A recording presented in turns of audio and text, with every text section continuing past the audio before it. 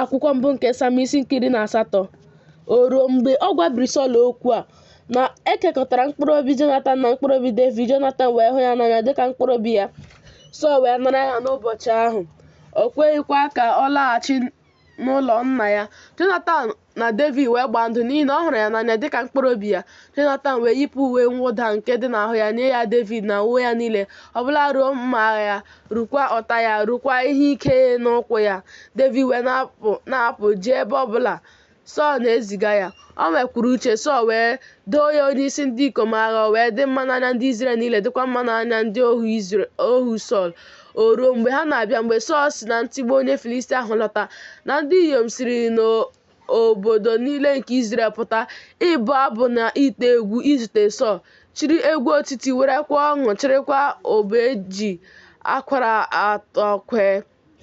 Ndị inyom wee zarịta onwe ha bụ ndị na-egwuri egwu sị, Sọl etigbuo ndị iro ya, ndụ ndị ikom abụọ na ọgụ iri, ndụ ndị ikom abụọ na ọgụ iri. Devid kwa ndị iro ya, ọgụ nnu ndị ikom na nna ise, ọgụ nnu ndị ikom na nna ise.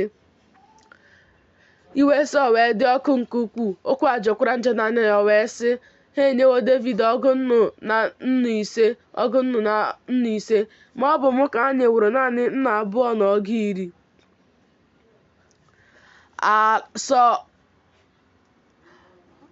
Ma nke fọdụrụ inye ya bụ naanị alaeze. Sọl wee na-ele Devid anya ọjọọ site n'ụbọchị ahụ gaa n'ihu. O ruo n'echi ya, na mmụọ ọjọọ nke Chineke dakwasịrị Sọl n'ike. O wee buo amụma n'etiti ụlọ. Devid na-ewerekwa aka ya kpọọ ụbọ dịka ọ na-eme kwa ụbọchị, ma ùbe dị n'aka Sọl. Sọl wee tụọ ùbe ahụ. Ọ sị, m ga-atụgide Devid ọbụla na mgbidi. Devid wee chigharịa onwe ya si n'ihu ya pụọ ugboro abụọ. Sọl wee na-atụ egwu Devid n'ihi na Jehova nọnyere ya, ma o siri n'ebe Sọl nọ wezuga onwe ya. Sọl wee si n'ebe ọ nọ wezuga ya, doo ya ka ọ bụrụ ya onyeisi ndị ikom abụọ na ọgụ iri. O wee na-apụ na-abatakwa n'ihu ndị Izrel. Devid wee na-enwe uche n'ụzọ ya niile. Jehova nọnyekwara ya. Sọl wee hụ na nwoke ahụ bụ onye na-enwe uche nke ukwuu. O wee tụọ ụjọ ya. Ma Izrel niile na Juda niile na-ahụ Devid n'anya n'ihi na ya onwe ya na-apụ na-abatakwa n'ihu ha. Sọl wee sị Devid, lee ada m bụ Mirab, ya ka m ga-enye gị na nwunye. Naanị bụrụ m dimkpa, bukwa agha niile nke Jehova. N'ihi na Sọl sịrị, ka aka m ghara ịdị n'ahụ ya, kama ka aka ndị Filistia dị n'ahụ ya. Devid wee sị Sọl, onye ka m bụ, gịnị bụkwa ndụ m, ma ọ bụ agbụrụ nna m n'Izrel, na m ga-abụrụ eze dị nwa ya? O ruo na mgbe a ga-ewere Mirab nwa Sọl nye Devid, na nwaanyị ahụ ka e nyere Adriel bụ onye Mehola na nwunye.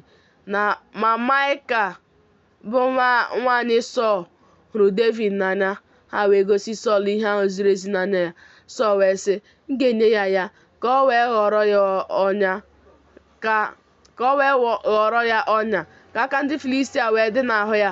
Sọl wee sị Devid, nke ugboro abụọ ka ị ga-abụrụ m di nwa m taa. Sọl wee nye ndị ohu ya iwu sị, gwanụ Devid okwu na nzuzo sị, lee ihe na-atọ eze ụtọ. Ndị ohu ya niile hụkwara gị n'anya, ma ugbu a bụrụ di nwa eze. Ndị ohu Sọl wee kwuo okwu ndị a na ntị Devid. Devid wee sị, ọ bụ ihe dị mfe n'anya unu ịbụ di nwa eze, ebe mụ onwe m bụ ogbenye na onye a na-akpọghị ihe. Ndị ohu Sọl wee gosi ya sị, dịka okwu ndị a si dịka Devid kwuru.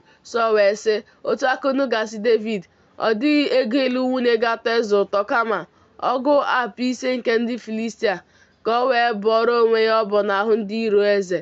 Ma Sọl chere ime ka Devid daa ada n'aka ndị Filistia. Ndị ohu ya wee gosi Devid okwu ndị a, ma ihe ahụ ziri ezi n'anya Devid bụ ka ọ bụrụ di nwa eze. Ma ụbọchị niile ezubeghị. Devid wee bilie jee ya onwe ya na ndị ikom ya. O wee tigbuo ọgụ ndị ikom 10 n'etiti ndị Filistia. Devid wee chịta apị ha. Ha wee nye ha eze n'ọnụọgụgụ zuru ezu, ka o wee bụrụ di nwa eze. Sọl wee nye ya Maịka nwa ya na nwunye. Sọl wee marakwa na Jehova nọnyere Devid. Maịka nwa Sọl hụkwara ya n'anya. Sọl wee na-atụ egwu Devid karịa. Sọl wee bụrụ onye iro Devid ụbọchị ya niile. Ndị isi ndị Filistia wee pụta. Ruo mgbe ọbụla ha na-apụta, na Devid nwere uche karịa ndị ohu niile nke Sọl. Aha ya wee dị oke ọnụ ahịa nke ukwuu.